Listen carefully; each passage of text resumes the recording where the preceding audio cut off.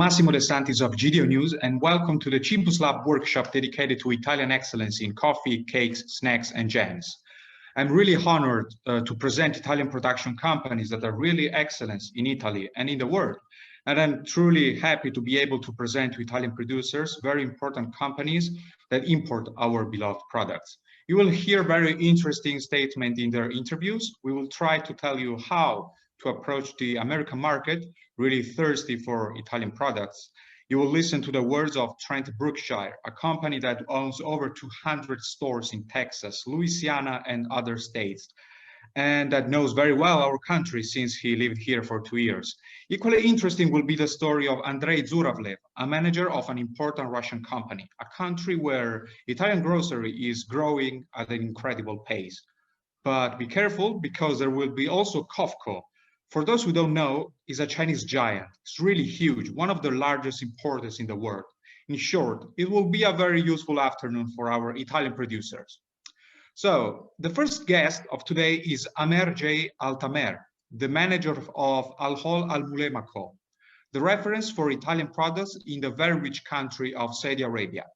You can see now the interview with Amer J. Altamer. Prego la regia di mettere l'intervista di Amer.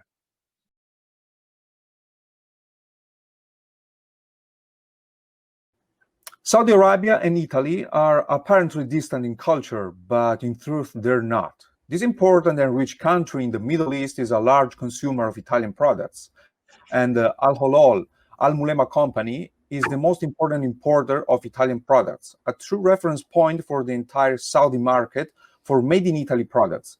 We invited today Amer J. Altamer to the workshop dedicated to Italian coffee, snacks, and sweets. So, welcome, Amer.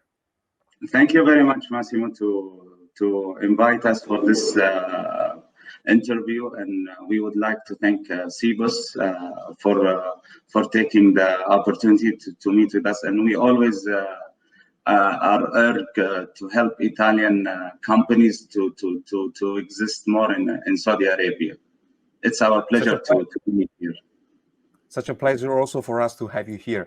So my first question for you is, are coffee, biscuits, cakes, and snacks strategic products within your assortment? And if they are, why are they? Okay. Yes, it is. We have been importing Italian products for the past 3 decades. Previously, there was a gap in the jam and biscuit products in our market. The gap now has been filled by local companies, which is highly competing with the international imports, especially from Italy.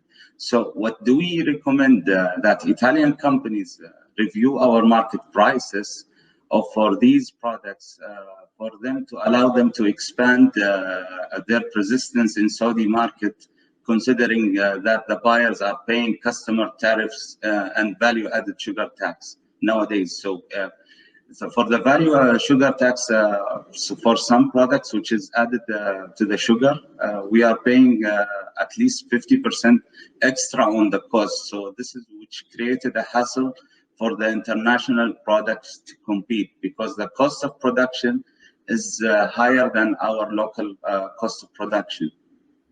Mm-hmm. So, and as for the coffee business, it is extremely booming nowadays, rather than the past. We were only drinking Arabic coffee was in demand. So the culture in our country has been changed due to many people went to travel abroad to study. So the young generation now are used to try different types of coffee. So we are seeing a trend, very big trend in these markets. And as for us, we import a huge amount of coffee from Italy, as we believe that Italy is the best roasting house in the world. We're very glad to hear this. And what has approximately been last year amount of imported products in relation to the total purchasement? Okay, and regarding for these types of products, last year was very difficult due to the COVID situation. Unfortunately, many Italian companies were not able to supply us, which impacted our imports by almost maybe, let's say, 40% for these types of products from Italy. We struggled a lot with Italian companies due to the situation. We totally understand that. Last year was something no one could imagine what happened. Logistics were stopped. We couldn't ship any products from Italy, the lockdown. So, but fortunate to us that we didn't stop completely. We struggled a little bit, a hassle, but now we are recovering very good, especially with our partners from Italy. So we hope that we will surpass this situation and this year, hopefully, and we could surpass this circumstances. Yeah, we all hope something will recover very fast. No one expected something like this. I'm sure your company also import from many countries, but which are the countries you mostly import from? We import from many countries. Actually, 95% of our business is about import internationally. 95. So we import from mainly Europe, Italy, Spain, France, Kosovo, also, and from USA as well. These are the main countries which we work a lot with them. Okay, that's pretty interesting. 95%, that's a lot. Yes. And about the product, do you request a specific feature for this product? For example, organic, free from halal, kosher, etc. Okay, for these specific products, we see a very good trend in the organic and sugar-free products. Therefore, we recommend that Italian companies should develop more in these segments in order to increase their sales in our country. There is no halal certification required for these types of products. Okay. Halal approvals is only required for the red meat products, which is mainly related to the slaughtering procedure. Okay, we do have some private labels for some products, such as coffee and biscuits. Okay, and so so from what I hear, you do have a private label, line of specific products, right? Can you talk more about this? For specific products, we do our own trademark on that. So basically, suppliers in Italy provide us with what they call white label. We develop our own brand, which is made in Italy, directly to our market.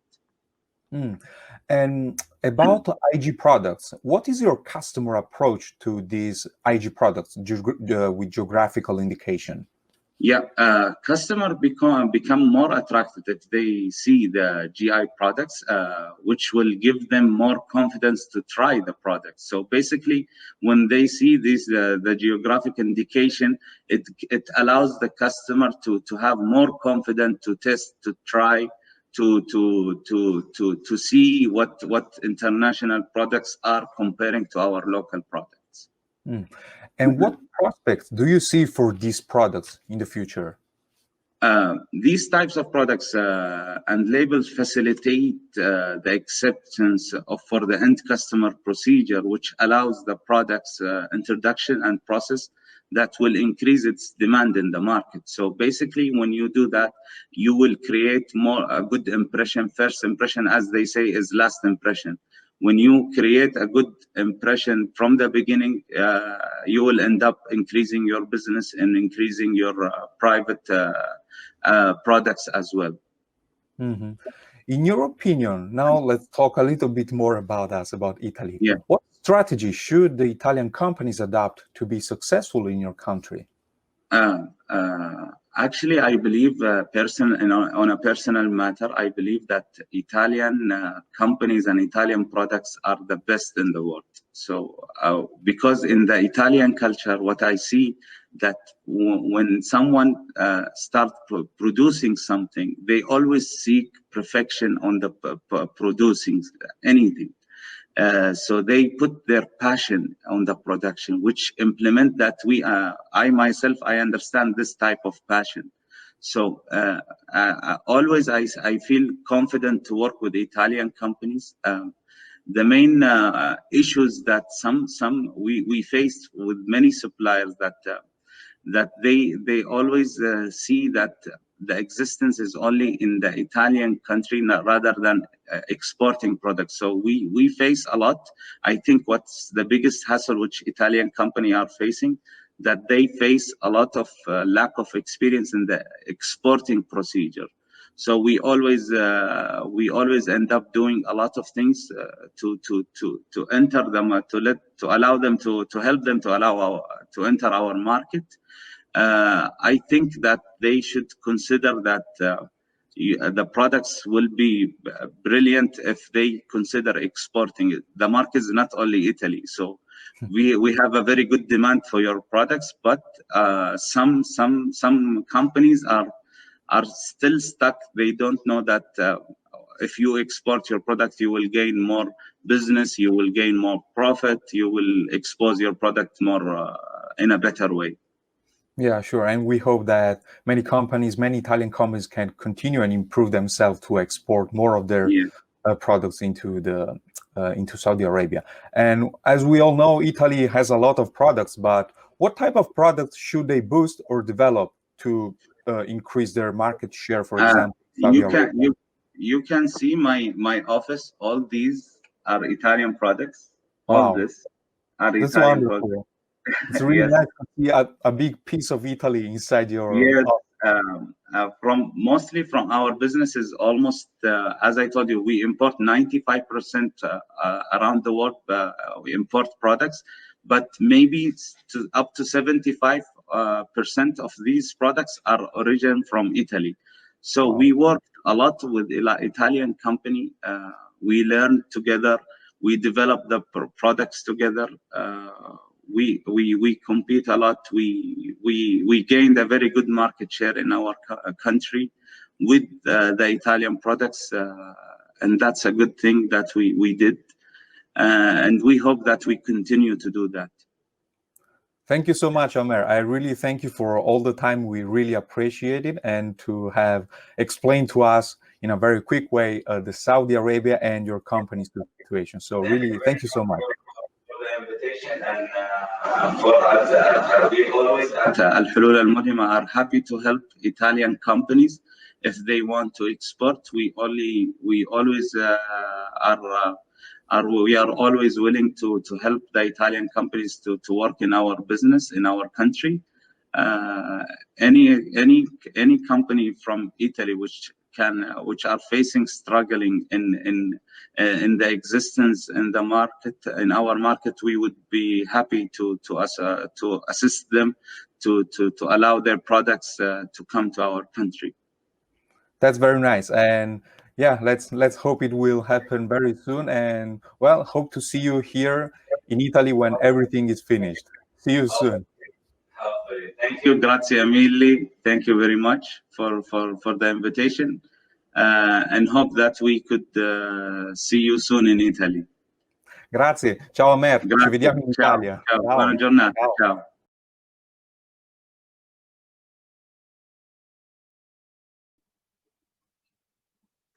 So, as we saw, in Saudi Arabia, Italy is very present. Just simply from a simple fact, everyone sees that inside the office of Amer, there is a lot of Italy, and we are really proud of this. And also we hear how much he imports from other countries, 95%. So that's really a great number. Okay, so now we move from Saudi Arabia, we fly to USA, and I'm really happy to show you the interview of Trent Brookshire, who has over 200 stores in Texas and Louisiana. And we're really happy about it because he really loves Italy. He spent a lot of time here in Italy, and he also speaks a very good Italian. So please enjoy. Chiedo alla regia per favore di mandare il contributo.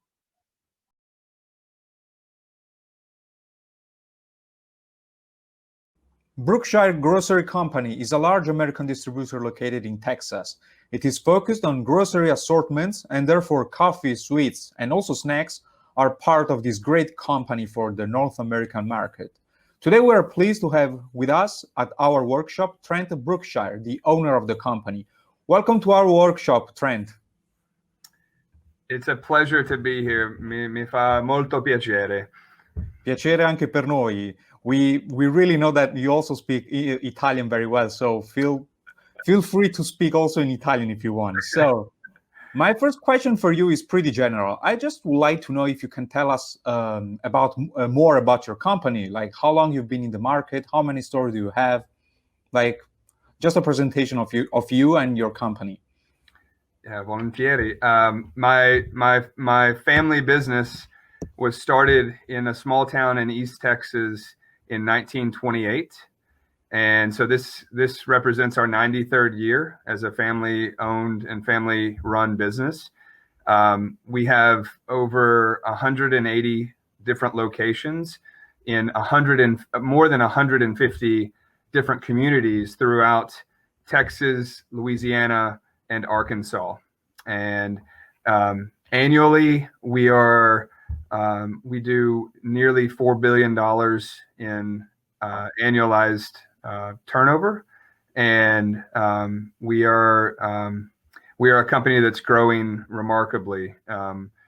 4 years ago, we had 150 stores, and now we have 184 on our. In this year, we anticipate opening at least 4 more stores. Oh, that's really impressive. Even like in these very hard times, you're managing to increase your number of stores. So that's really impressive. And talking about the products, so are coffee, biscuits, cakes, and snacks strategic products within your assortment? Absolutely. So the idea of snack for the American consumer is something that's changing remarkably and has over the last 5 years, and we know that it will continue to change. And obviously, coffee, cookies, jam are certainly staples of the American diet. But snacks are really there are entire sections of American stores being re-engineered to put a focus on snacks as a category, and we're taking a very hard look at all of those. My only problem is that non posso trovare un espresso, un caffè come si trova in Italia. It would be better if I could get a good Italian coffee here, but it's something that we're going to work on. But yeah, coffee, very, very critical. The coffee culture in the state of Louisiana is remarkable. So why do you think that this kind of products, so coffee, biscuits, cakes, and snacks, are strategic for your assortment, and which ones are not really strategic for your assortment? So it's a great question. We're finding that a larger pack size is lowering. It's helping to lower trip frequency, and in the COVID and pandemic world that we live in, people they want ease of shopping, and they don't want to go to the store every day or every other day that maybe they were comfortable with before.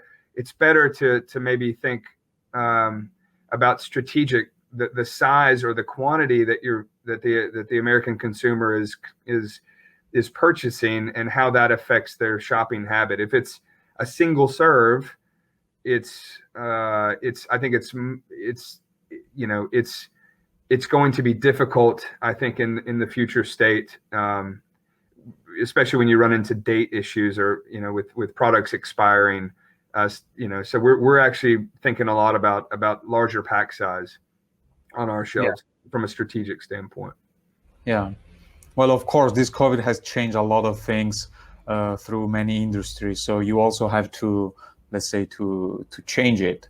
And yeah, I totally get it. So what has approximately been last year's amount of imported products in relation to the total purchasement?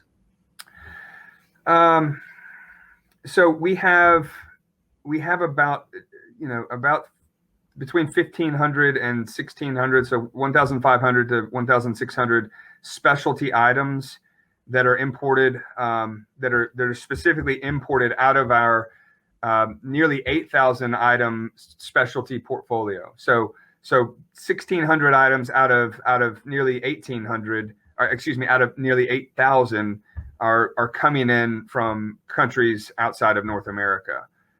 So about 20% of our items are imported. Oh, wow. That's a lot. I mean, I'm sure you import a lot of product through all the world, and I know you love also Italy. But which are the countries you mostly import from? So we import from 63 different countries, if you can believe that. My favorite would be Italy and Canada. We're glad to hear that. I guess I could unpack my prior statement a little further. Of the 1,600 items, about 529 of them are specific to the categories of cheese, charcuterie, and wine, which obviously from Italy, Italy makes up a large portion of that amount of the 1,600 imported items. So we sold $3.2 million of specialty imported. So that 1,600 items represents about 3.2 million, which in my opinion, there's tremendous opportunity for growth and promotion. About $2 million of that number of our total specialty was cheese and charcuterie. And then if you take wine out on its own, about $6 million of imported wine we sold last year, which is substantial. And we've got some wonderful relationships with some wine producers in Italy specifically that we're looking for more. We think that wine, in fact, wine is one of the fastest growing categories in the store, specifically Italian wine. About the products, do you have some specific features that you particularly need? For example, like organic, free from halal, kosher, etc.?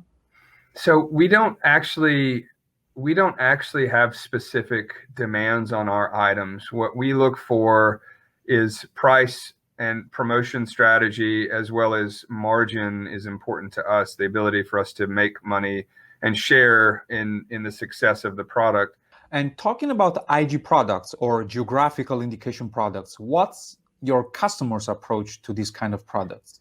And because the American consumer, I don't think has an understanding to the degree of maybe specialization that a product coming from a particular town, Valdobbiadene versus Prosecco, right?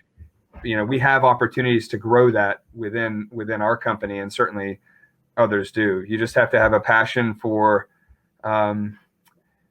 for new things and a passion for things that are great, and which, all of the IG products are certainly, we're big fans. So that's wonderful. So talking more about us, in your opinion, what is the strategy that you think that the Italian companies should adopt to be, let's say, more successful in your country? I spoke briefly about it, and in terms of, brand positioning is important. And what the brand position is, it could be different to meet the needs of the consumer, first of all. Then what it is in Italy, it could be different. Okay. And then we have to think about price on the shelf, position of the product, relatively speaking, to the category, and then promotional strategy. Then you have an education strategy, which I spoke about. All of these things you can't be really good at one and not good at the others. You can be really good at one, but you have to be fairly good at the rest of them. You can really dominate one thing. And promotional strategy for Americans is the way to inspire trial. So if the companies are willing to invest with the retailer, I feel like the most successful items we see kind of stick are items that you inspire trial through promotion, and because of the quality of the product and the brand position, people are compelled to buy it off of promotion, which is the most ideal outcome. So it's a very good question, though.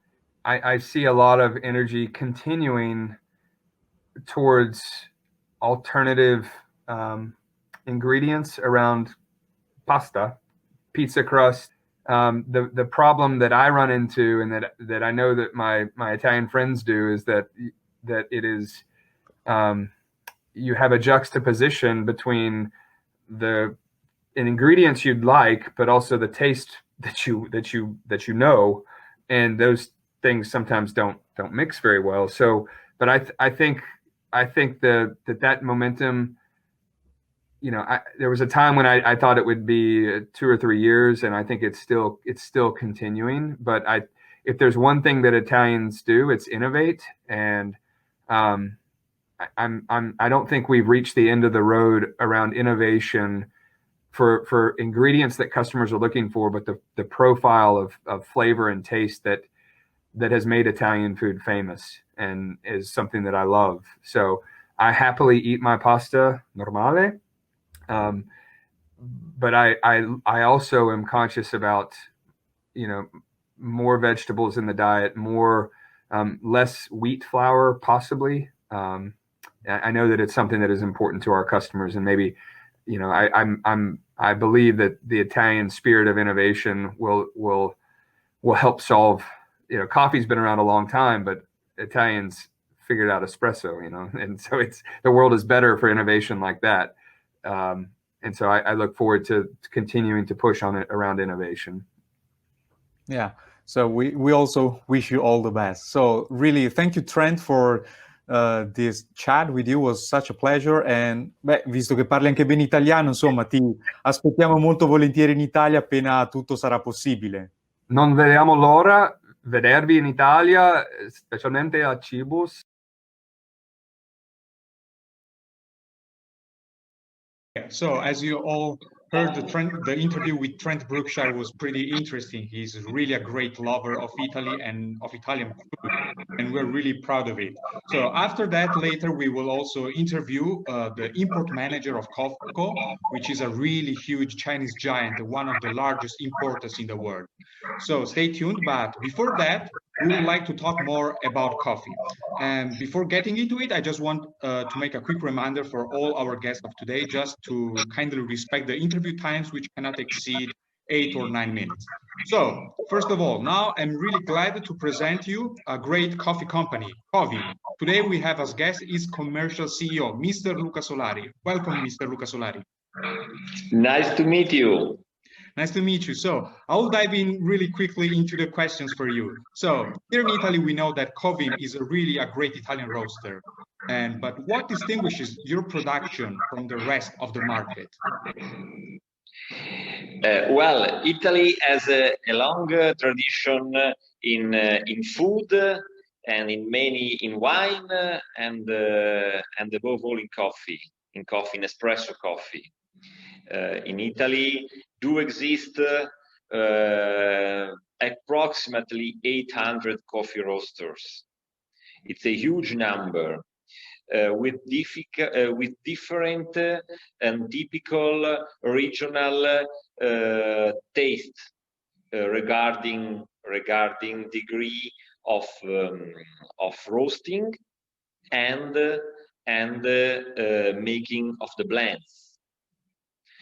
In all this year, thanking also to our department sales of automatic distribution, the vending sector, we managed to find a range of blends which can cover all the different flavors of the different taste of the different region in Italy and also outside from Italy, all over the world. For this reason, we export in more than 50 countries, and the exportation is one of our target year after year to develop. Both in great distribution, both in vending, and both in HoReCa sector. Sure, of course. We all know that also the coffee world is pretty huge, and there are a lot of products. Getting like a little bit more specific, is the offer of coffee capsules an important business for Covim? Yes, of course. Capsules is strategical for us, and all the most important investments in the last 10 years in our plants regards capsule sector, packaging lines, and above all, the research of new materials to seal and to conserve the coffee in a proper way, both in traditional materials like plastic, but above all in new materials, compostable material. And we were very satisfied that after our research, the most important supermarket chains in Italy and also outside of Italy are following this green position, and we are in strong collaboration in all the line of production, both with our supplier and also with our clients. This is very, very important. We are one of the most important news in this new year that we have all the types of capsules compatible in compostable material available. The only one we hadn't yet was the dolce gusto, and we are starting in the second half of the year to produce compostable dolce gusto, starting first with the soluble items, and then as soon as possible we'll pass also to coffee items. That's pretty interesting. So before, you also mentioned investing, which I know for sure is really a crucial part for your company. We all know that investing means looking to the future. So how do you and your company Covim respond to the demands of tomorrow? The demand of tomorrow will be, it's a good question, but you must be very focused, always in capsule, always in great distribution, and also in a closed system that we are developing, and also in remaking all our packaging lines. We started for the new TV spot, which was transmitted in Rai, with a completely new image, linking our company, our firm, to the territory of our town, the Genova, and the port of Genova, with the great tradition in coffee importation. On this purpose, we make a lot of investments also in our plant. In December, started the use of a new silos, the storage of the green coffee, with a cleaner machinery annexed inside, that permit us to import directly from the port the coffee, and with a better efficiency of all the process, and to clean the coffee if necessary with our total control. And this is very, very important for us to maintain very high quality standard. And second, we are starting the building of the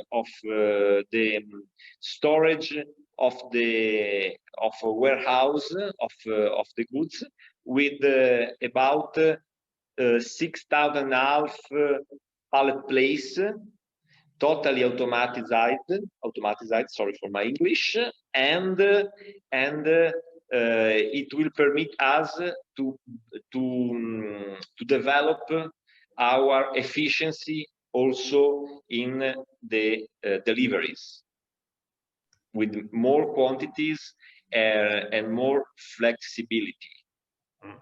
And so in this dark moments of pandemic situation, we try to invest all the same, to be solid and to be ready for new challenges in the future, in the next years, to export coffee and to sell coffee and capsule all over the world.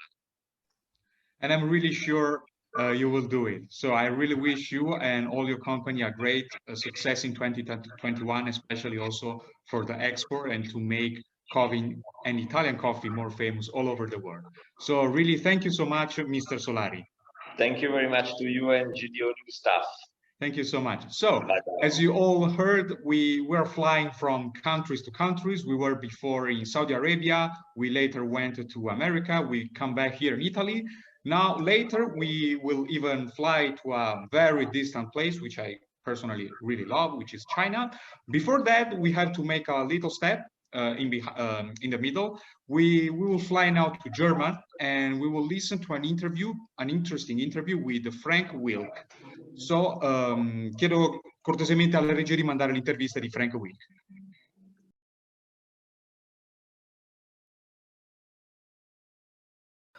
Tra Italia e Germania esistono relazioni privilegiate e sebbene le culture siano differenti, il rispetto e l'amore e i sentimenti che prevalgono nel mondo della produzione alimentare, questi due sentimenti si concretizzano in un rapporto commerciale storicamente molto solido. I prodotti italiani, i trend degli italiani, sono da sempre oggetto di grande attenzione da parte del consumatore tedesco. Wilk Gourmet Group è un'azienda tedesca che, mettendo a frutto questa storica relazione tra i due paesi, ha fatto dell'importazione dei prodotti italiani un business davvero rilevante, diventando una sorta di ambasciatore delle delizie italiane nella ricca terra tedesca. Oggi ho il piacere di avere ospite a Cibus Lab nel workshop dedicato alla colazione, agli snacks, dolci, insomma alle categorie merceologiche del caffè, dei biscotti, marmellate, miele e sicuramente tante altre, il general manager di Wilk Gourmet Group, che parla tra l'altro un perfetto italiano e che ho il piacere di presentare ai nostri produttori italiani. Benvenuto Frank. Grazie, un piacere. Piacere nostro. Parto subito quindi col farti la prima domanda riguardo appunto queste categorie di prodotti. Il caffè, i dolci e le marmellate sono prodotti strategici nel vostro assortimento? E se sì, per quale motivo lo sono? Oppure se non lo sono, per qualche motivo? Allora, fanno una parte abbastanza importante nel nostro assortimento perché sono prodotti che permettono a creare i brand e permettono anche a arrivare facilmente ai clienti o consumatori finali perché dalla vostra cultura arrivano i prodotti meravigliosi e di alta qualità molto spesso che piacciono facilmente ai consumatori tedeschi. Per questi prodotti che importate principalmente magari anche dall'Italia, ci sono delle richieste particolari per i prodotti in oggetto? Cioè il consumatore è attento a questi nuovi prodotti di tipo biologico, free from, oppure addirittura halal o kosher? Allora ci sono di più in più le esigenze che crescono per quanto riguarda organic, per quanto riguarda free from. Halal, kosher sono argomenti in più, ma non sono ancora richiesti come come gli altri. E per i vostri prodotti avete una private label, una linea dedicata? Ci può parlare appunto di se avete appunto una linea dedicata a tutti questi prodotti? Allora noi proviamo di offrire ai nostri clienti che sono negozi, piccoli negozi, department store come il KaDeWe o Dallmayr o Käfer, che chiedono molto spesso i originali. E per quello siamo specializzati a presentare nel nostro assortimento veramente gli originali per poter spiegare tutta la linea dell'argomentazione. chi è il produttore, qual è la filosofia, qual è la storia. E così i prodotti divengono di più in più autentici. E questo è molto importante, perché oggi, secondo me, il consumatore può ricapitolare tutta la linea via internet mobile via il suo cellulare, e può verificare la storia, gli argomenti. Certo, quindi insomma da quello che sento anche appunto i prodotti di denominazione di origine, i prodotti quindi IG, sono davvero importanti all'interno della vostra Sì, azienda. Ecco, secondo lei qual è il percepito di questi prodotti da parte dei consumatori e quali sono le prospettive che vede per questi prodotti di origine controllata nel futuro all'interno della vostra azienda? Secondo me è una parte dell'argomentazione che vengo a spiegare, e è importante per sottolineare anche la qualità e la storia e la cultura di un prodotto. E un prosciutto di Parma non si può fare qui da noi, ad esempio. Teoreticamente sì, ma manca il clima, manca la tradizione, manca la sapienza, eccetera. E secondo me diventa di più in più importante per avere successo. Certo, quindi vede appunto un futuro roseo per questo tipo di prodotti, Sì, secondo lei? assolutamente. Perfetto. Appunto, sappiamo appunto che in Italia ci sono una grandissima varietà di prodotti, però per avere successo nel vostro paese, in una realtà come la vostra, secondo lei, a suo avviso, quali sono le strategie che le aziende italiane dovrebbero mettere in campo? Una bella domanda. Cosa dobbiamo fare noi per aiutarvi di più? Sì. Allora, il punto numero uno è di vedere quale è, dal punto di vista di produttore, quale è il mio prodotto e quale è il mio mercato tradizionale nel mio paese. Ad esempio, noi serviamo una nicchia della nicchia. Dunque, quando si vede la struttura di mercato in Germania, si deve rendersi conto che la nicchia è molto più piccola che in Italia o in Francia o anche in altri paesi. Abbiamo qui da noi un mercato più concentrato dal punto di vista economico nell'ovest di Europa. Quando si vede che i più grandi membri del settore retail, dunque parliamo dei 30 più grandi player, coprono 97,5% di tutto il mercato. E quando si vede che Aldi e Lidl, purtroppo una invenzione tedesca, non sono molto fedele di questo fatto, è un grande mercato, vero, ma concentrato in direzione prezzo. Allora, quando io sono produttore italiano che serve la grande distribuzione in Italia, posso anche servire la grande distribuzione in Germania, non c'è nessun problema. Ma quando sono un specialista di una veramente specialità, con una piccola struttura di produzione, il mercato diventa automaticamente più piccolo e entro solo in una piccola nicchia. Questo è molto importante di capire. Quindi davvero grazie mille Frank per questa intervista, ci fa davvero molto piacere, soprattutto anche che l'ha gestita perfettamente in italiano. Io purtroppo le posso solamente dire danke. Prego. E quindi la ringrazio e spero di vederla presto in Italia. Auf Wiedersehen. Speriamo. Auf Wiedersehen Auf e tutto il Wiedersehen. meglio. Arrivederci. Salve, arrivederci. Arrivederci.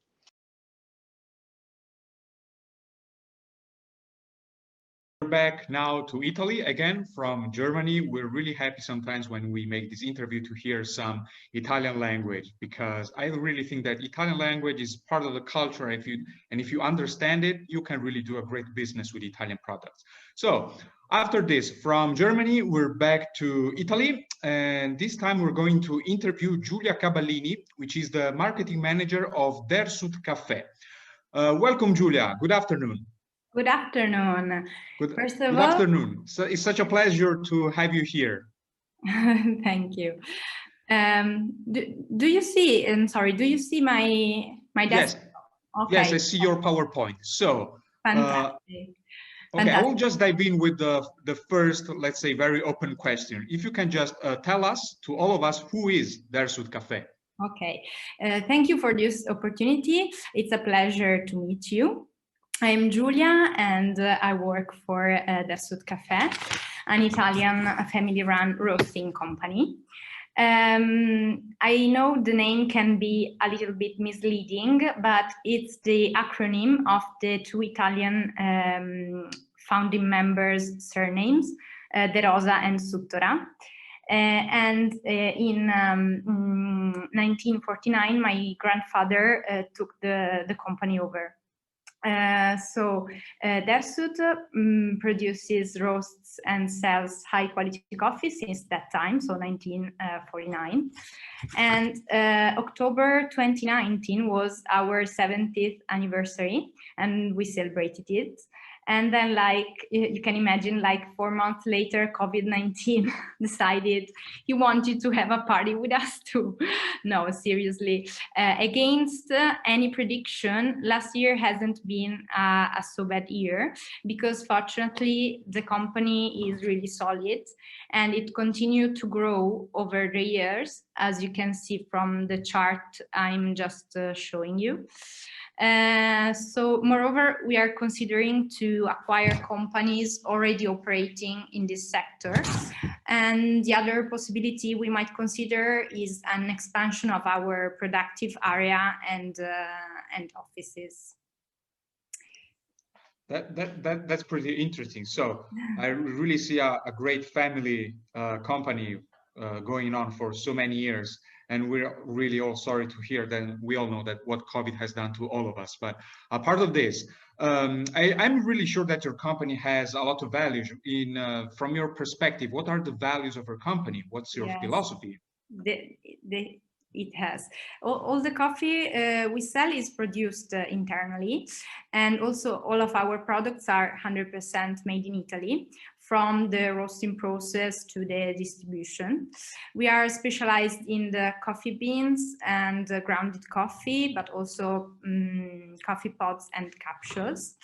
And we love coffee so much that 10 years ago, we opened a coffee museum that tells you the story of coffee from the plant to the cup. We have a real coffee plant inside.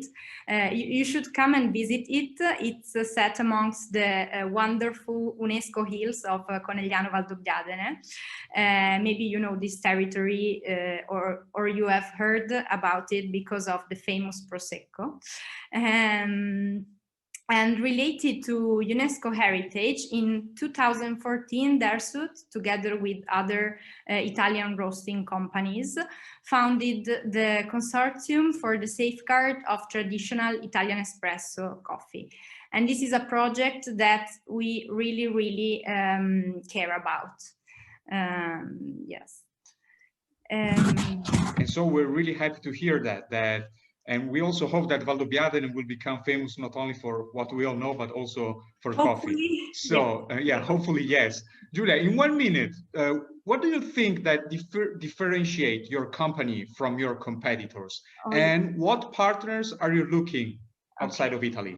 Yes, an interesting thing I want to tell you is that Dersut Caffè is the pioneer in Italy of the first branded coffee shops named Bottega del Caffè Dersut. We opened the very first one in 2001 in the northeast of Italy, and it was really something new to our country at that time. And today we count 125 of these flagship stores in Italy, that, as you can imagine, are our major and most important marketing investment, because they create brand awareness. And according to our philosophy, they get strict to the point, which is to make all the coffee lovers live a unique experience inside these flagship stores, and reminding them the unique Dersut aroma. And this is what I really think differentiate us from all the other Italian players. Maybe I already said that, but we sell only to bars and specialized coffee shops. And we are looking for the right partner who can embrace our values, who desires to create high quality business and heighten the quality of the products itself. And so we are also looking for the right partner, maybe to open our Italian concept store with. That would be really great. We also have a new, related to this, we have a new export manager starting the 1st of February. Yes, it's not even a week, I just realized. And he already has an extensive experience and knowledge of many countries. And he's going to give support to our potential distributor in all the choices, and can give the right advices thanks to his many years of experience and empathy. Well, if I can say just the last thing. Yes, sure. Because it's something important, I want to point it out. Dersut obtained the Corporate Social Responsibility Reward from a national association, Confindustria, maybe you've heard about it, for a project of reuse of waste materials by both people of different kinds of disabilities and disadvantaged people, who can have the opportunity to create useful objects like little bags and coasters with our company waste materials. And what's more, every year we donate medical examinations to young women to prevent breast tumor. I think these are very important values, and I just wanted to point it out. I tried to give you a quick overview of who Dersut Caffè is and how it works, and the kind of partner we are looking for. So I leave you my email address so that you can contact me if you are interested. You can find it in the upper corner of the slide. And thank you. Thank you for your attention. Thank you so much, Giulia, for the presentation of your company, and also for this really important project, which is like a part of the business, but it's really interesting. So next, Giulia also talked about finding the right partner. Who knows if the right partner might be Iris Lee. So this is a great introduction for me to tell to all of us that now we're flying again from Italy. We're going to a very far place. We're going to China. So now we will listen to the interview of Iris Lee, which is the Global Purchase Manager of Cofco, one of the largest food importers in China. Chiedo alla regia di mandare il contributo di Iris Lee. Grazie.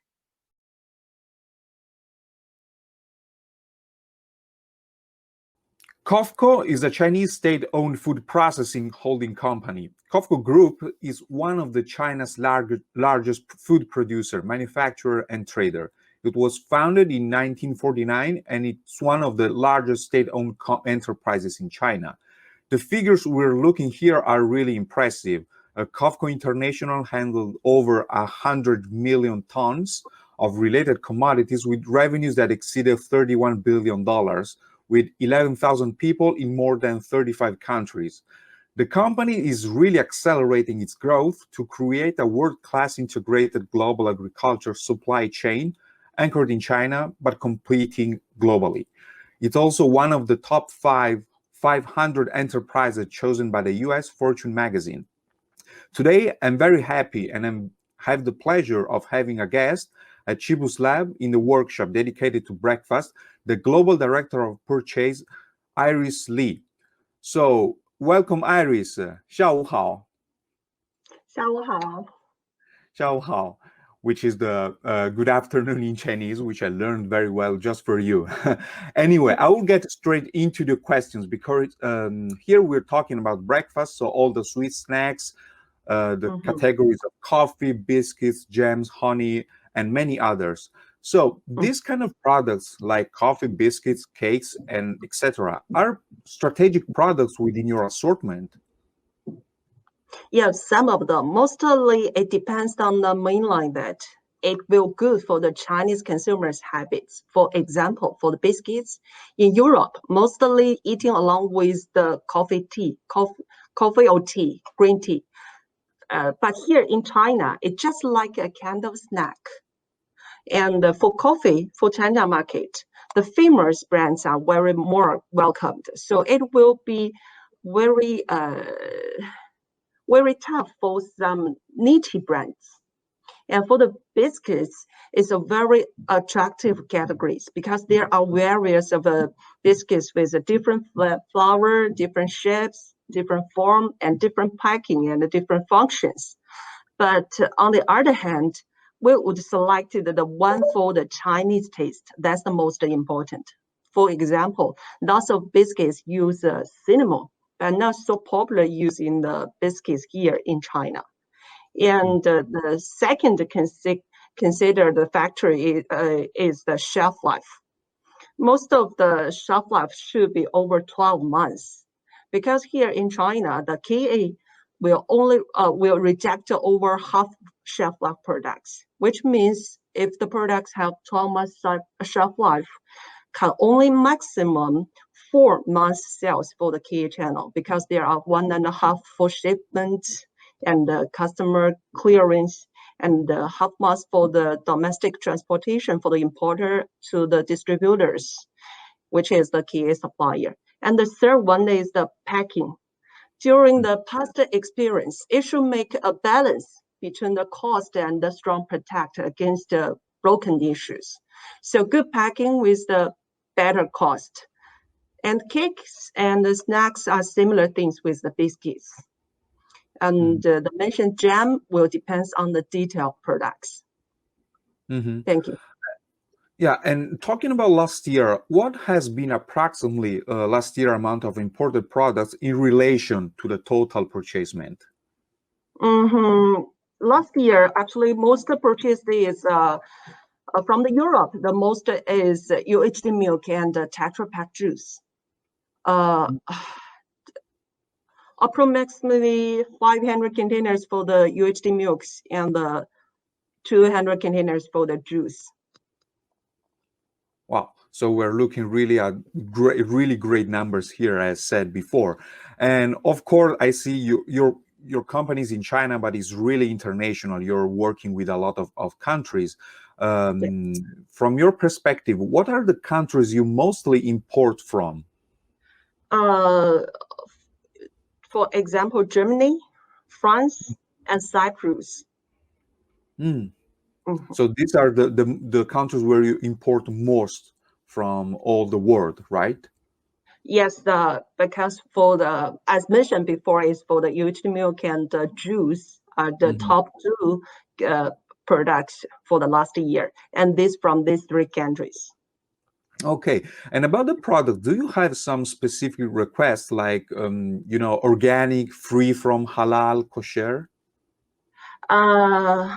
Actually, of course, we prefer specific suppliers with halal kosher, and but there is one thing I need to mention for organic. Organic is the one of the trend for the healthy food, but for China market, must be attention that Europe organic certification will not work here. It should be has the Chinese organic certification. Otherwise, it cannot show anywhere on the package organic. It's still a challenge now for the suppliers. From what I know about China now, organic 就是有机的产品现在在中国很火，对吧？ Like the organic biological stuff now in China is very popular. Is right? Yes, it's so popular for the organic now here in China, and natural foods. So it's like is a trend that is still growing also in China about the organic, right? Yes, and but for China there is some regulations that for the the import organic foods should have the certification proved by the Chinese organic. It will take, some products will take 2 or 3 years, something like that. Okay, I got it. And about still about talking about the product, do you have a private label line of these specific products?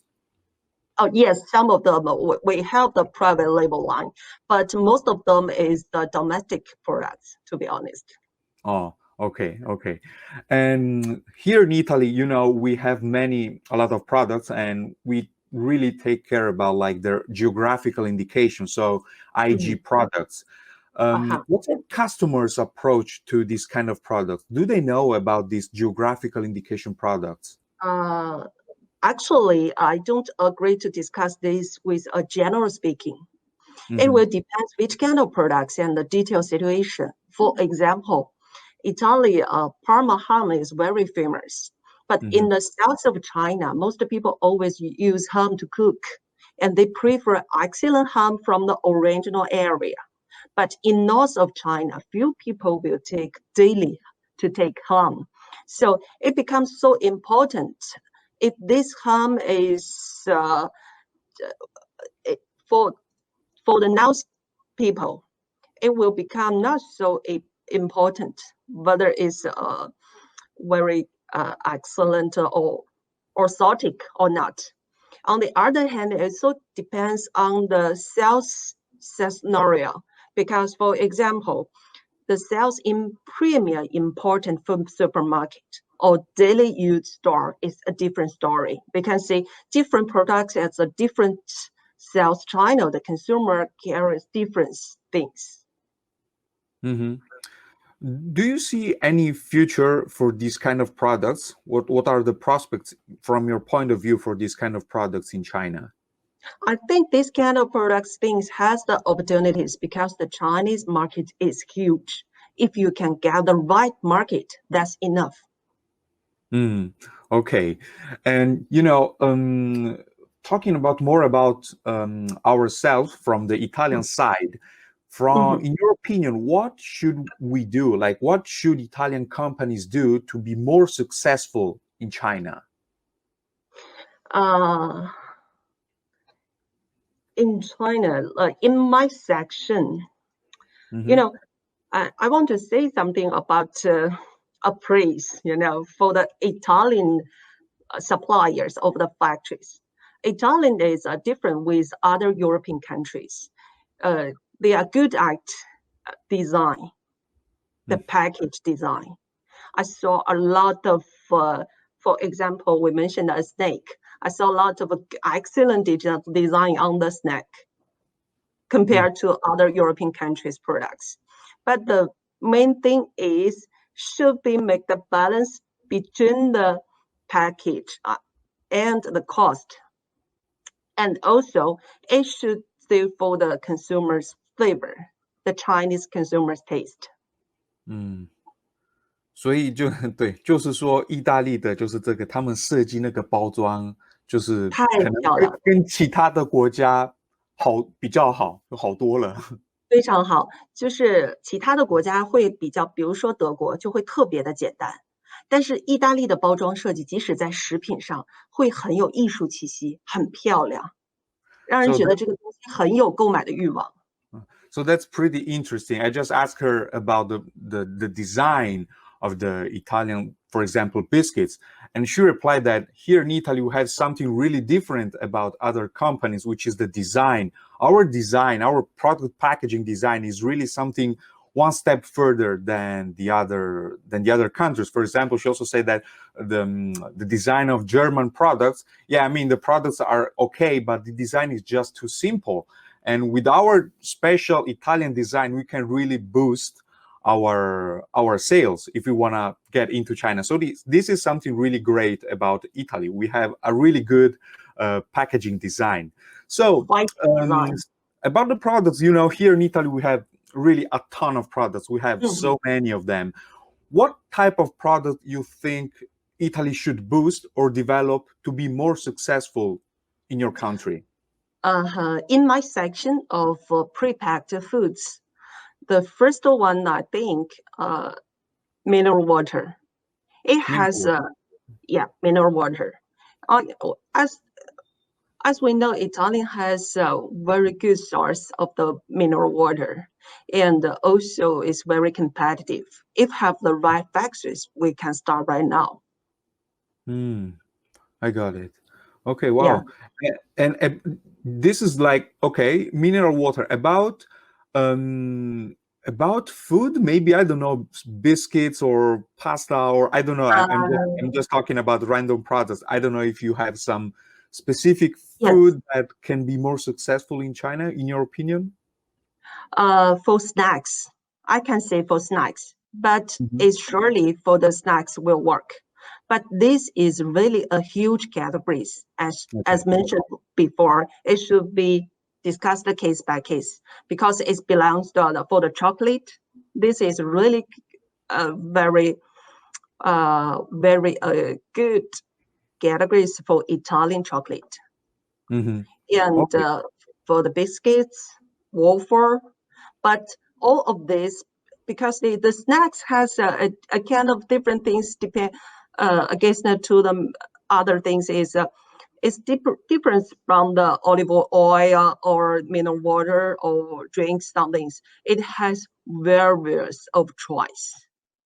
It should discuss case by case. But the most important thing should be attention is it should be suited for the Chinese taste.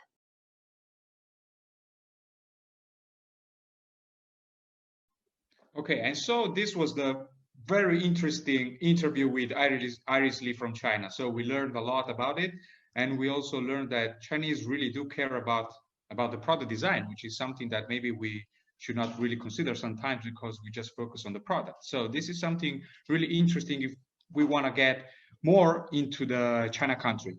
So later we will also fly to Russia. We will interview Andrei Zuravlev, which is an importer of a Russian supermarket chain, which is another really important country for Italian products, because we all know that Italian products are present in all Russian supermarkets. But this is for later. Before going there, we're back to Italy, and so we also switch language for a little bit. Quindi fa piacere parlare un attimino italiano, facciamo lo switch. Do il benvenuto a Marco Ciron, direttore commerciale di San Giorgio SPA. Buongiorno Marco. Buongiorno, grazie. Buongiorno e benvenuto. Allora, parto subito con una domanda molto aperta, se ci può parlare un po' della sua azienda. Chi è la San Giorgio SPA? Beh, direi che con piacere parlo della San Giorgio, perché la nostra è un'azienda fondamentalmente che lavora nel mondo dei semilavorati, per cui poco conosciuto come brand. La San Giorgio è una realtà molto importante, un'azienda nata 40 anni fa che, dicevo, voglio condividere vediamo se riesco, perfetto. È un'azienda nata, tutto a posto, mi vede? Sì, si vede. Perfetto, un'azienda nata 40 anni fa, è un'azienda campana che chiaramente in provincia di Salerno. Diciamo che è un'azienda leader in Italia nel mondo della pasticceria congelata, fondamentalmente pasticceria intesa come prodotti per la prima colazione, e comunque con un fatturato importante anche nel mondo del salato.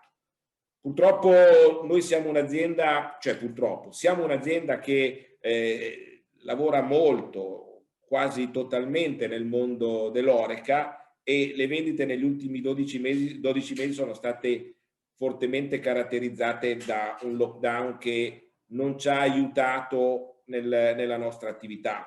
Per di più le vendite degli ultimi 12 mesi, oltre a essere caratterizzate da momenti di chiusura, hanno proprio avuto questa attività un po' a intermittenza, per cui apri, chiudi, poi ultimamente sono subentrati anche i colori delle regioni, e tutto questo non ha certamente aiutato il nostro business.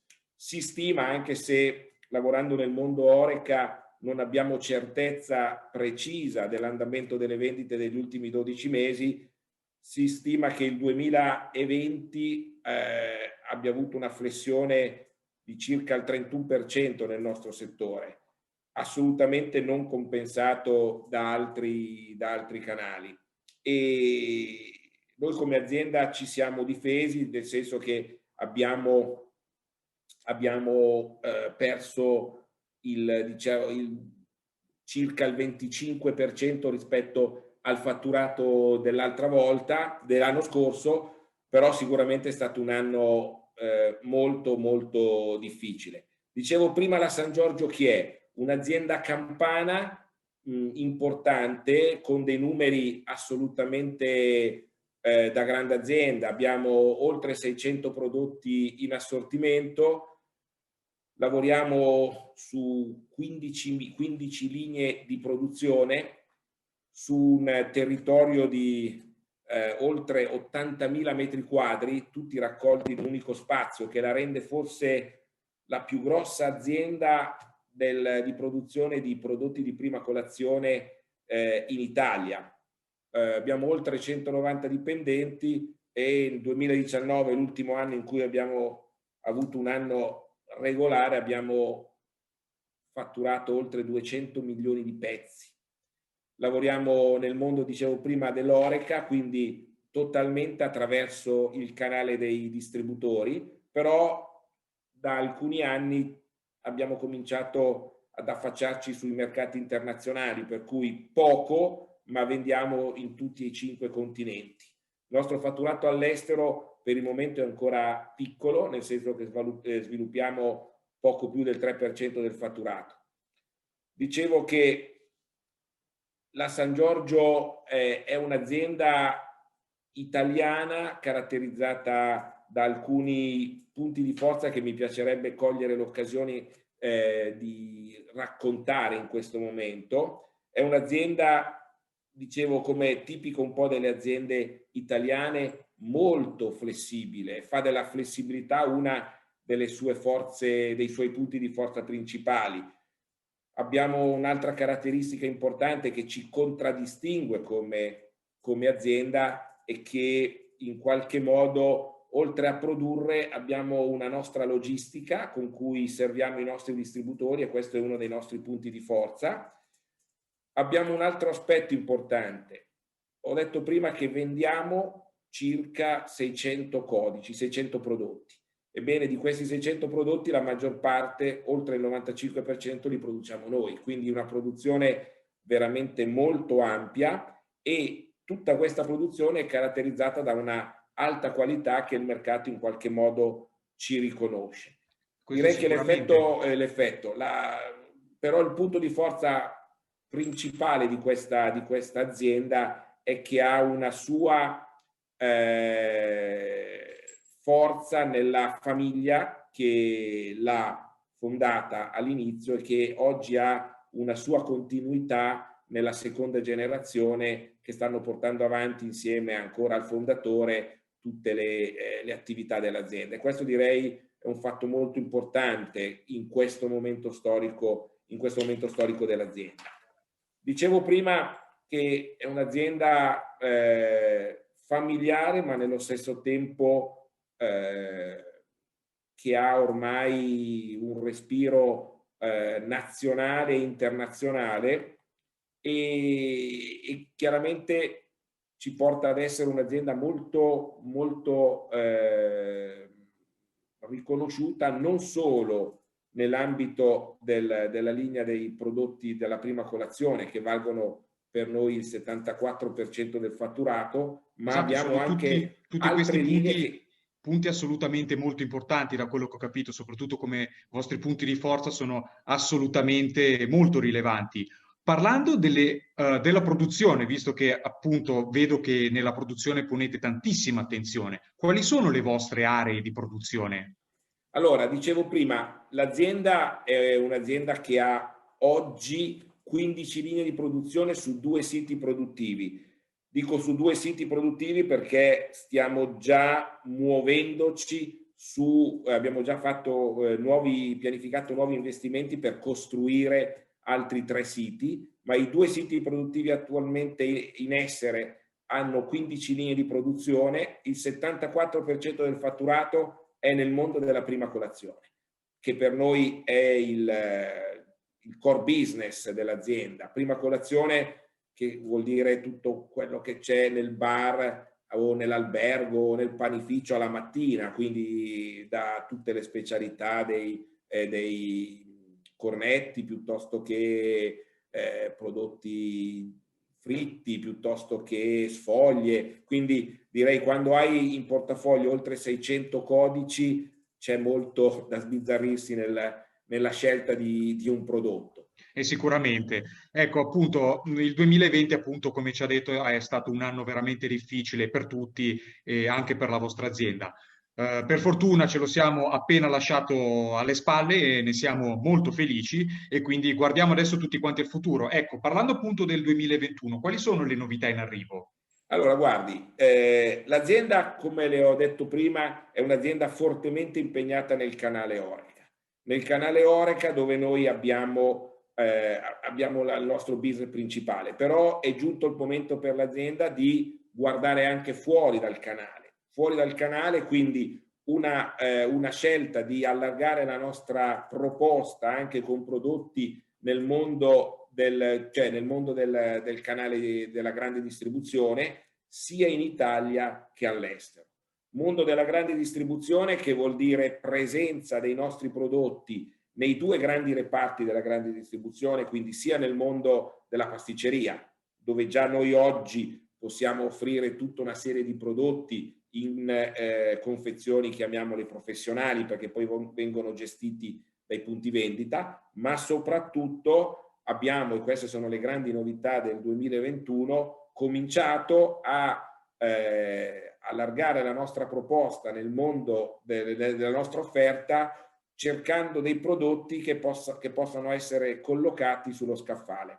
Per cui quest'anno abbiamo pianificato il lancio di novità nel mondo sia della prima colazione, ma anche nel salato, che in qualche modo possono stare sugli scaffali della grande distribuzione. Quindi prodotti salati, prodotti cornetti da mettere in buste, che lanceremo già nel primo trimestre di quest'anno, insieme a un prodotto sicuramente caratterizzante del nostro territorio, che è la Campania, ma caratterizzante a livello mondiale per quanto riguarda l'Italia, che sono le sfogliatelle della tradizione campana. Sono prodotti che noi già oggi esportiamo in tutto il mondo, che continueremo, anzi avremo maggior facilità di esportare attraverso prodotti che possono essere collocati presso i retailer presso i retail mondiali. Oggi noi già siamo inseriti negli Stati Uniti, siamo già inseriti in Canada in alcune catene, e credo che l'impegno dell'azienda dei prossimi anni, a partire già da quest'anno, è quello proprio di aprire una finestra sul mercato internazionale, cercando di affrontare entrambi i canali. Quello del classico dell'Horeca, dove ci vede protagonisti in Italia ormai da parecchi anni, ma soprattutto entrare in mercati nuovi che ci offrono l'opportunità di allargare i nostri spazi di vendita. Ecco, sicuramente non possiamo che augurarle che il 2021 possa andare bene, in vista anche di tutte queste novità, anche perché speriamo, insomma, peggio del 2020 non può andare. Assolutamente, perfetto. La ringrazio tantissimo, dottor Ciron, per la sua presentazione. Non posso che augurarle un 2021 roseo a lei e a tutta la sua azienda. Grazie a tutti voi. Arrivederci. Perfetto, arrivederci. So now we're switching back to English again, and we're flying to Russia, and we will listen to the interview of Andrei Zuravlev, which is the import director of Bahetle, a Russian supermarket chain. Prego la regia di mandare l'intervista di Andrei, grazie. Okay, so now we are back to Italy.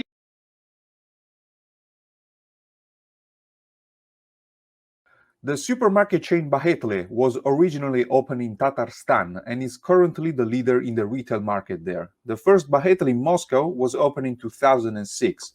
Now, Bahetle has 15 stores in Kazan, one in Nizhnekamsk, one in Naberezhnye Chelsea, 3 in Moscow, 2 in Novosibirsk and one in Barnaul. Direct import is an important part of the business, and Bahetle has been doing it for over 10 years from many different countries. There's also a section dedicated to the export of its own production to United Arab Emirates, Germany, and Kazakhstan. Currently, the company has 23 stores in the Russian Federation and is famous for its homemade products. More than 40% of its turnover is cooked food for takeaway, of more than 1,200 dishes, including confectionery, bread, salads, meat, and fish dishes. Marketed products range from food to drinks, alcohol, shampoos, cosmetics, washing powders, chemical products for cleaning the house. Today, I have the pleasure of having as guest at Cibus Lab in the workshop dedicated to breakfast, the import director of Bahetle, Andrei Zuravlev. Welcome, Andrei. Welcome, hello. I'm really happy to introduce you to our Italian producers. So just one small sentence that I learned just for you. So it's like, Здравствуйте, Андрей, добро пожаловать на наш webinar. Thank you very much. Your Russian is very well. Спасибо большое. So let's get into the questioning. I would like to talk about the products for breakfast, especially about coffee, biscuits, cakes, and snacks. These products are strategic products within your assortment. Yes, the products for breakfast, it's very important for us. It's the same level, it's very good, we buy in Italy cereals for breakfast, and it's work very, very, very good. The milk coffee, the Russian people use every day. Also, tea, green tea, black tea, bakery products, cake. It's high strategy product for us. Okay, I understand. Why do you think these products are important or are strategic for your assortment in Russia? In the pandemic time, it's changed all. And the people start to consume production at home, In the reason what restaurant closed, the people start to eat to home, to take breakfast. Too much people work at home, too much office, it's closed, it's for why. For this reason, I think the consumption go up. Sure. About the imported products, because I know that your company do a lot of imports since many years. So what has approximately been last year's amount of imported products in relation to the total purchasement? I think if we will speak about 2019 and 2019 and 2020, if we will compare it, the sale level go up for import products much more 60%. Because before the people eat in restaurant, now the people buy the products in our shops for prepared at home. Yeah, sure. And of course, I know there is not only Italy in your import countries, so I'm sure there are a lot more countries. So what are the countries you mostly import from? Before first place it has been France. Now first country it's Italy. Sure. And about these products, you need or do you have already a private label line? Yes, sure. We produce too much, and we produce bakery products. We produce surgelated products, biscuits, too much products, Wow, That's pretty interesting. And you know, here in Italy, we care about the geographical indication of the products. So, what's the customer's approach in Russia to this kind of products, to e.g., indicate GI, geographical indication products? Yes, you know, for we need to explain this history to our consumers, you know, because you need to know the difference for the products appellation d'origine contrôlée, you know, and other products. But today we don't have too much people who know what it means, you know. Mm-hmm. Yeah. So, do you see some future? What's your opinion about these GI products in the future of your market? You know, we work too much about to explain to our customers about the difference. Why Prosecco produce it in this region and over wine tend to have the name Prosecco, you know, like and for champagne also, you know, for pasta di Gragnano, and we need to explain, we need to work, we need to prepare it marketing material to open this story for our clients. About our side, because you know, it's a difference for the price, and the consumer need to know why he need to pay much more for this product, what it's mean EGP. Yeah, that's right. So that's the story that you need to tell to your customers. Yeah. So about our side, so in your opinion, what strategy should the Italian companies do to be more successful in your country? You know, I explain to our partners always, you know, it's not to be one deal. You sell and after you forget. We need to work together. We need to make investment. We need degustation. Now it's closed. We need to prepare it for a long time for strategy, you know, marketing strategy to have to go up sale volume, you know. We need to work together. Of course. And about the products, I know you know very well the Italian market and all the many products that we have here in Italy.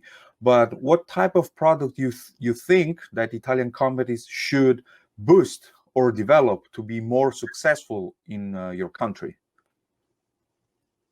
I don't know. It's difficult to tell you because, you know, I have tried a lot of Italian products, but I think, first of all, you need to study the market because, you know, in Russia, we have special taste for food products, you know, and it's for open new taste, you need to do something, you know, and also need to explain to clients history of company, prepare marketing material, you know. I don't know, a lot of products in Italy, and we have big require from our clients for Italian products today.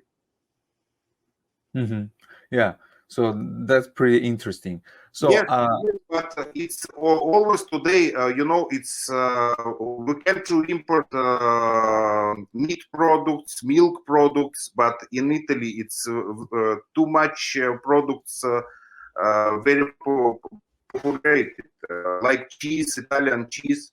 We can't import today. And Russian producers today tend to produce the cheese like Parmesan. It's impossible. So that's pretty much it. So I'm really grateful, Andrei, for your insights about the Russian market. And I really hope to see you soon in Italy when all this bad situation about the pandemic will end. So I will just leave you with one. Ждем вас в Италии снова. Thank you very much. We are waiting.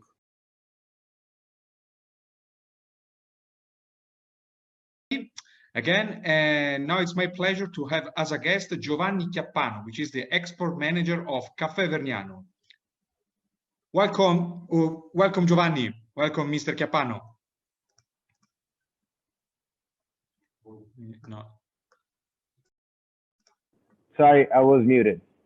Hello, Okay. ciao Massimo. Ciao. Ciao Giovanni. So let's dive into the questions. Caffè Vergnano, we all know that Caffè Vergnano is a very famous and historic coffee company here in Italy. But if you want to talk to abroad, what are your distinctive features? Okay, so I also have a small presentation, a quick one, just to speak with some images. So I'm going to share my screen, and while I do, I think one of the major things that we should. Can you hear me? Yes, perfectly. Okay. No, because I saw you were speaking, but I think you were muted. No, it's okay. It's just perfect. Anyways, so Caffè Vergnano is Italy's most ancient coffee roasting company amongst the top leaders. It's been a family company ever since. We're over 135 years old. We've been family owned and family managed by the Vergnano family. We're now in the fourth generation. The people you see in the pictures are people managing the company, the Vergnano family. I think one of the major things that has sort of distinguished Caffè Vergnano, especially in the past years, is the quality of our coffee, the quality of our products. We absolutely put a big attention on the way we roast the coffee and the way we select the origins and the research and development that goes into it, along with the certifications on quality and safety that more and more are necessary and important in an international market. Yeah, of course. So since you're the export manager, I think there is no better person that can answer this question that I have. So how much is important export market for Caffè Vergnano? Yeah, so I would say that Caffè Vergnano has been exporting over 20 years now. The presentation says 15, but we're almost reaching 20 years. So I would say in the export, we're relatively young compared to the age of our company, which is over 100 years old. But we have now some flags in over 90 countries. Now, of course, there's bigger and smaller markets for us. A big chunk of the export comes from major markets such as France, the US, Germany, Poland, and other European markets, some Asian markets as well. Overall, the export department now weighs around 25–26% of the overall volumes. It's of course together with the Italian food service, so Italian Horeca, has been the segment growing the most for the company. And I would say the market that has driven the growth the most in the past years, it's been North America, so the US and Canada. So I was glad to hear that also export actually is doing pretty well. So now talking about sustainability, what efforts has the company made in the recent years to become more sustainable? So for sure, sustainability is one of the company's major focuses. Caffè Vergnano has been pioneering as much as possible sustainable decisions and sustainable choices for what concerns coffee, which overall is a very traditional and not too innovative product. It's been the same for many, many years. Now in 2015, Caffè Vergnano was one of the world pioneers in compostable single-serving solution Nespresso compatible capsule that was later on launched. In 2015, it was launched in Italy. It won Product of the Year. It was one of the, actually, it's been for many years the #1 compatible capsule in the market. And now it's been, of course, launched internationally in the US as well, where it won the Fabi Awards in 2018, I believe.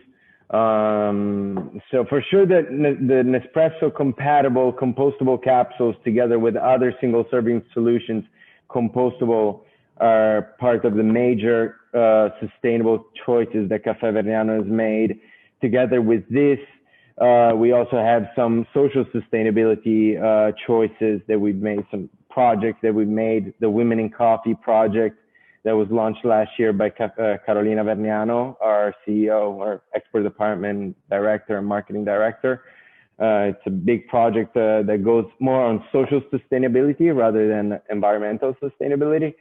We also have another big food service sustainability project. We launched a fully recyclable PET container made out of, right now it's made out of 50% recycled PET, 50% PET, but it will soon be fully recycled PET as soon as legislations allow it. So I would say these are the major focuses. We also, this year, one of the biggest news is that we partner with the Green Pea, which was a big innovation in retail in Italy, part of the Italy group, Farinetti group, that will be expanding worldwide. It's a fully sustainable mall where Caffè Vergnano is official coffee partner.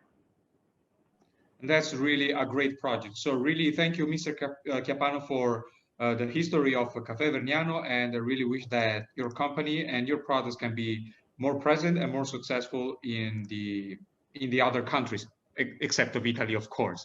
So really, thank you so much. We keep growing in Italy as well, which is still our #1 market and always growing. So very important as well. Really, thank you so much for the interview. Thank you so much. Thank you, Massimo. I appreciate it. Thank you, everyone. It was a pleasure. So now let's go on and we will listen to the interview of Nicoletta Maffini, the general manager of Conapi Mielizia. Prego la regia di mandare l'intervista di Nicoletta Maffini.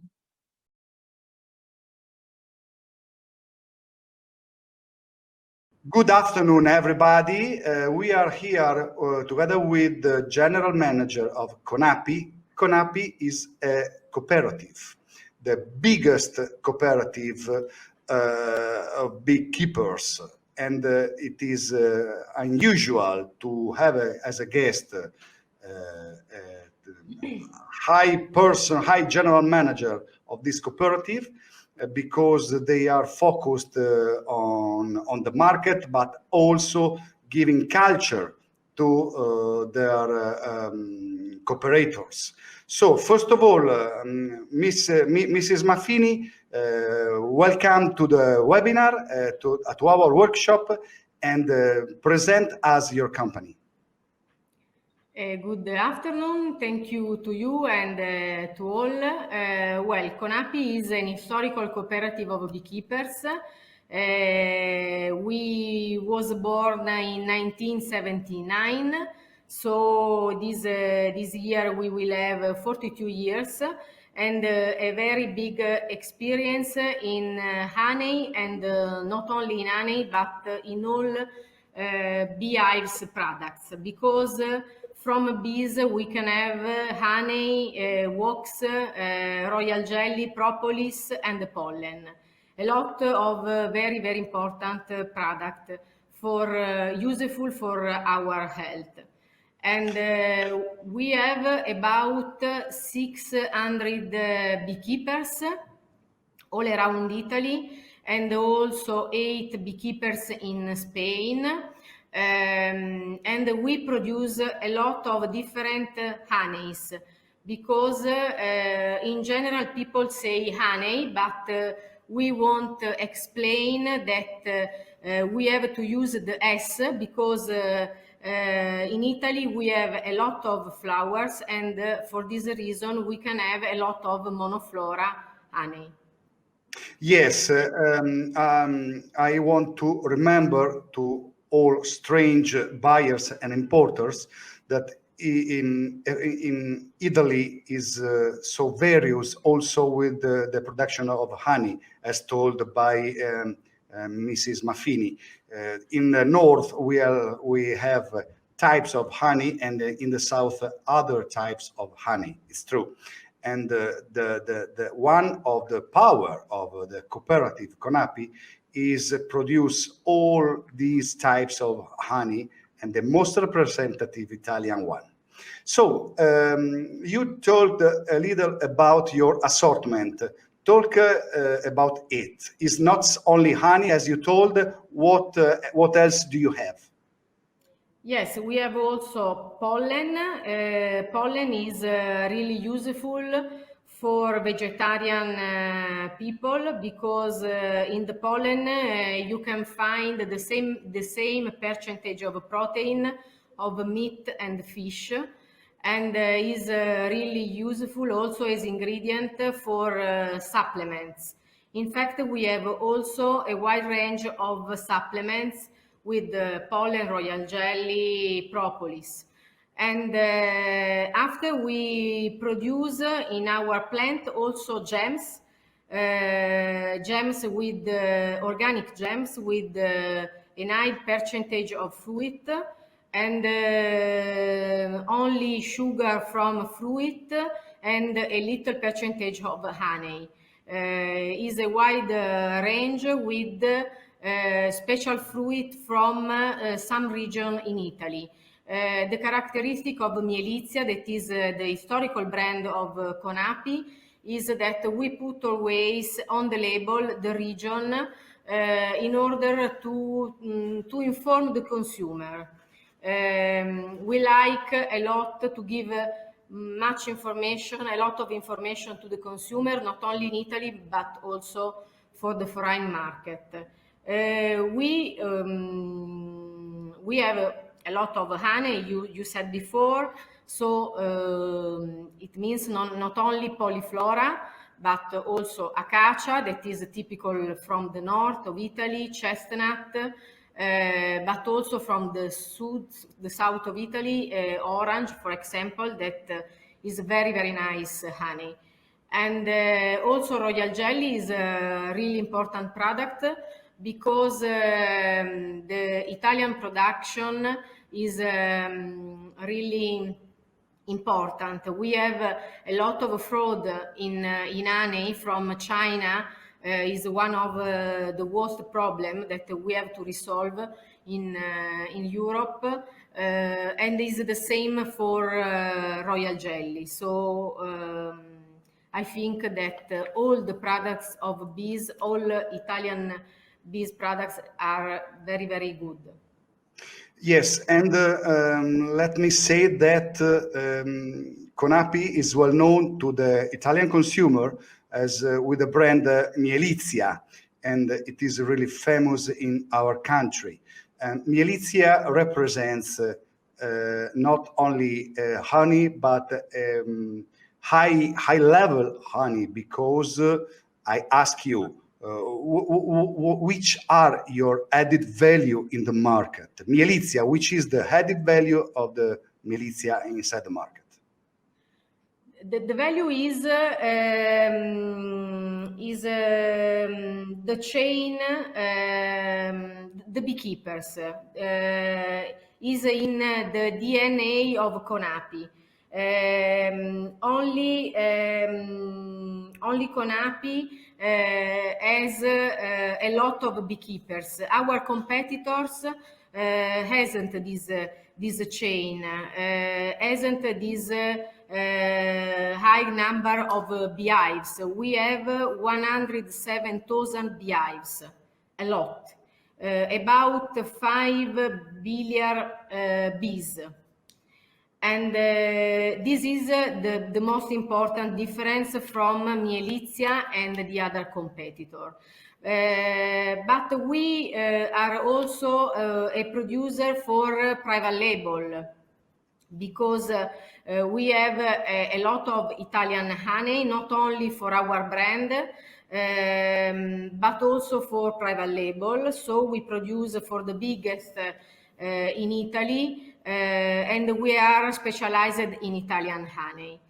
In this moment, we are coming in some other countries. The historical countries for the export of Conapi are France and Japan.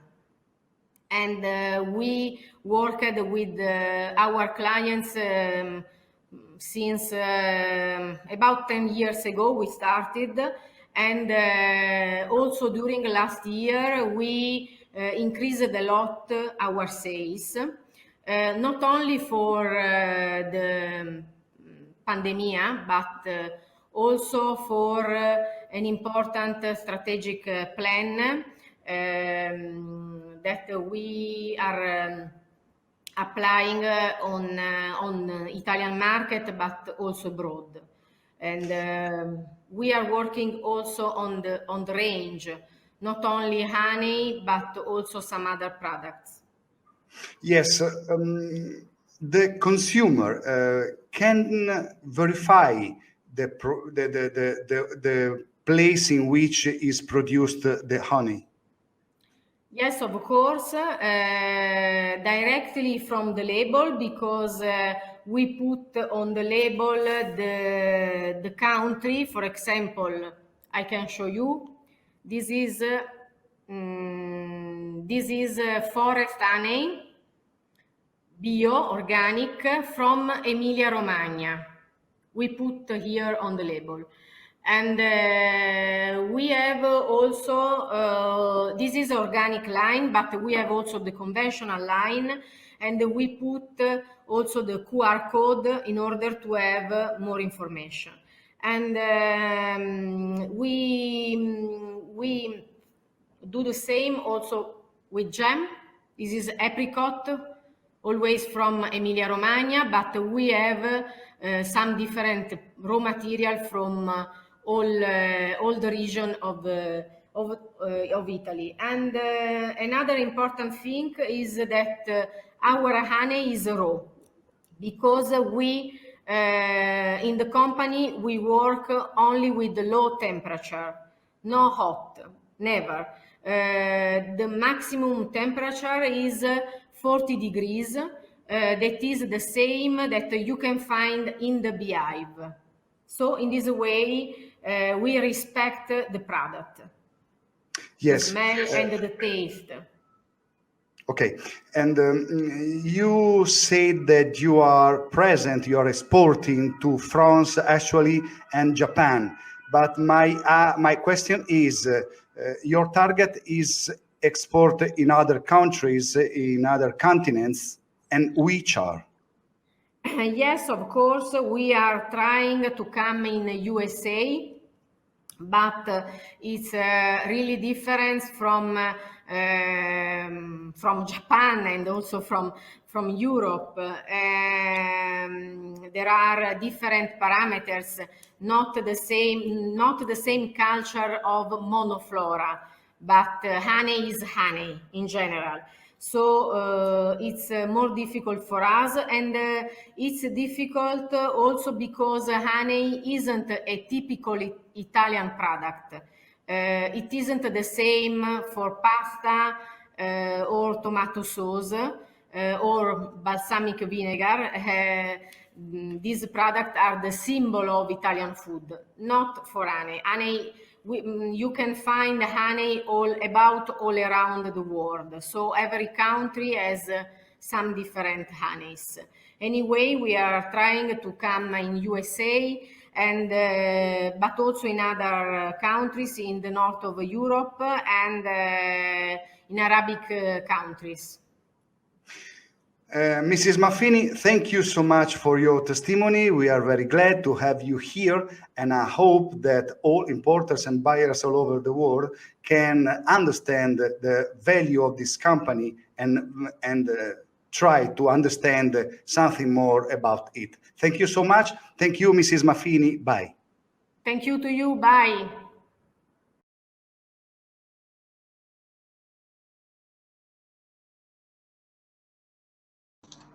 Allora, siamo di nuovo in diretta e ormai siamo alla fine. Io ringrazio le persone che sono rimaste, sono più di quelle che pensavo, devo dire, dopo 2 ore e mezza.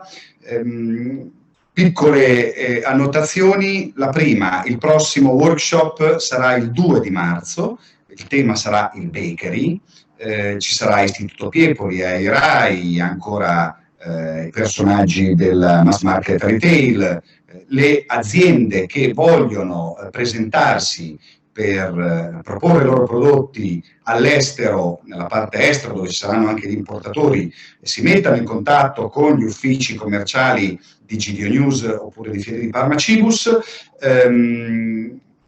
Vi ricordo che la fiera Cibus non sarà i primi di maggio, ma verrà spostata, la data oramai è decisa e verrà comunicata ore, non passerà molto. Io devo ringraziare davvero Massimo De Santis per l'eccezionale spalla che è stata oggi relativamente alla mia conduzione e il lavoro che ha fatto in lingua inglese. Davvero grazie Massimo. Noi di GD News siamo molto orgogliosi di averlo in squadra con noi ormai da anni e speriamo che anche il progetto Cibus Lab possa beneficiare delle sue capacità che ha nell'abilità nelle lingue, ma anche nella qualità giornalistica che non è indifferente. Io ringrazio tutti, ringrazio Fiere di Parma, ringrazio i miei collaboratori di GDO News, la redazione, l'ufficio commerciale, tutti. Ci vediamo il 2 di marzo con il Bakery. Grazie a tutti, buona serata, arrivederci.